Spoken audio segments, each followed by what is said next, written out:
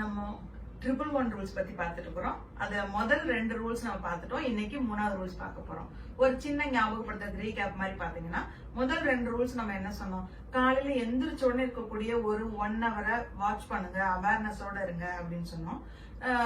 Number 2ல 2வது 1ல என்ன சொன்னோம்னா, லிசன் யுவர் பாடி. நம்ம பாடி சொல்றதை கேட்டுட்டு அதுக்கு எப்ப பசிக்குதோ அப்ப சாப்பிடுங்க, பசியிருந்து புசி அப்படின்னு சொல்லியிருந்தோம்.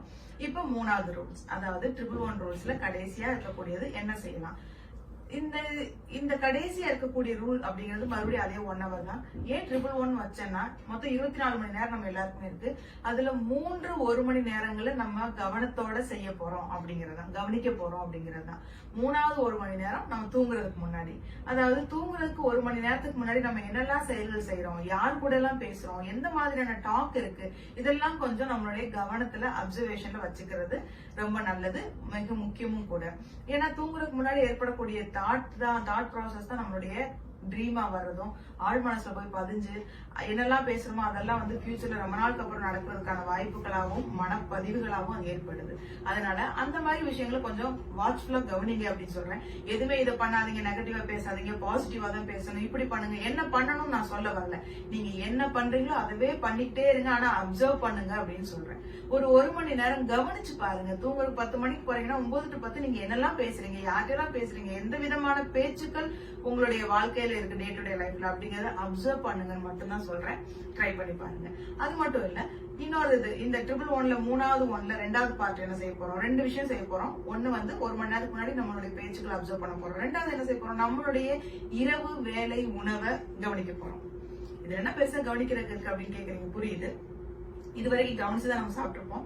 இன்னும் கொஞ்சம் கவனிக்க போறோம், ஆழமா கவனிக்க போறோம்.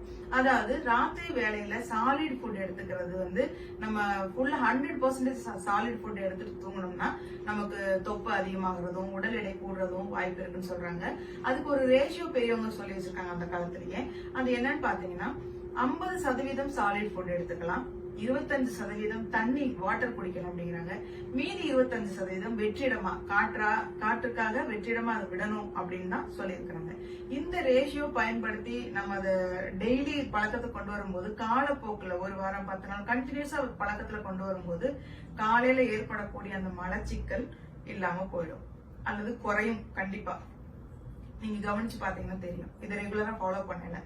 இது இல்லாம கண்டினியூஸா நான் இந்த மாதிரி ஃபாலோ பண்ணாலும் எனக்கு மலச்சிக்கல் இருக்கு, என்னால முடியல, காலையில எந்திரிச்சு மலச்சிக்கல்ல இருந்து என்னால மீண்டு வர முடியலன்னு சொல்றவங்க, நினைக்கிறவங்க, டெய்லி நைட்டு தூங்குறதுக்கு முன்னாடி நம்மளுடைய இரவு வேலை உணவை வெறும் ஃப்ரூட்ஸா வச்சிருங்க.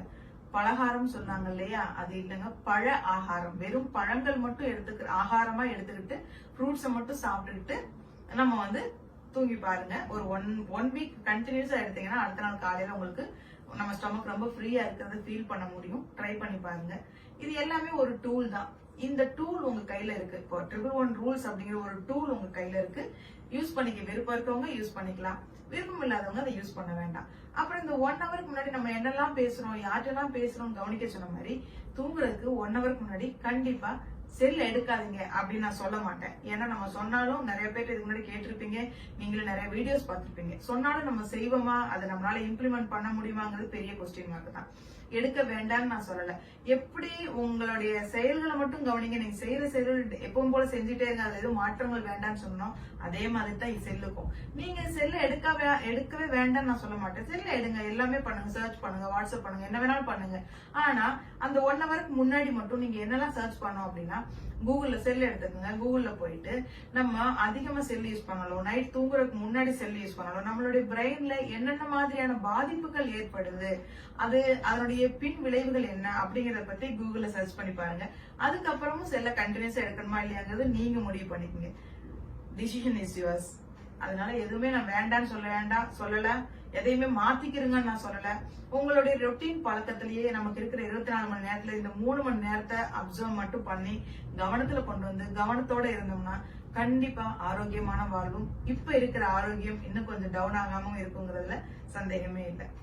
இந்த பதிவு பிடிச்சிருந்தா லைக் பண்ணுங்க, மறக்காம உங்க ஃப்ரெண்ட்ஸுக்கும் ஷேர் பண்ணுங்க. நம்ம சேனல் இதுவரை சப்ஸ்கிரைப் பண்ணலைன்னா இப்பவே சப்ஸ்கிரைப் பண்ணுங்க. நன்றி.